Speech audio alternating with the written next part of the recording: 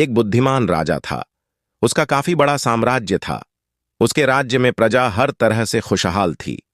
राजा को अपने उत्तराधिकारी की तलाश थी। उसके 3 बेटे थे। राजा इस पुरानी परंपरा को नहीं निभाना चाहता था कि सबसे बड़े बेटे को ही गद्दी पर बिठाया जाए। वह सबसे बुद्धिमान और काबिल बेटे को सत्ता सौंपना चाहता था। इसलिए राजा ने उत्तराधिकारी के लिए तीनों की परीक्षा लेने का फैसला किया। राजा ने तीनों बेटों को अलग अलग दिशाओं में भेजा। उसने हर बेटे को सोने का एक एक सिक्का देते हुए कहा कि वे इसे ऐसी चीज खरीदें जो पुराने महल को भर दें। पहले बेटे ने सोचा कि पिता तो सठिया चुके हैं, इस थोड़े से पैसे से इस महल को किसी चीज से कैसे भरा जा सकता है। इसलिए वह एक मैखाने में गया, शराब पी और सारा पैसा खर्च डाला।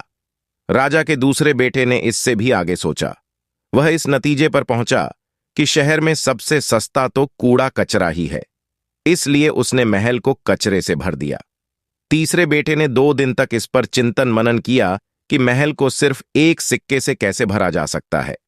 वह वाकई कुछ ऐसा करना चाहता था जिससे पिता की उम्मीद पूरी होती हो। उसने मोमबत्तियां और लोबान की बत्तियां खरीदी और फिर पूरे महल को रोशनी और सुगंध से भर दिया। इस तीसरे बेटे की बुद्धिमानी से खुश होकर राजा ने उसे अपना उत्तराधिकारी बनाया।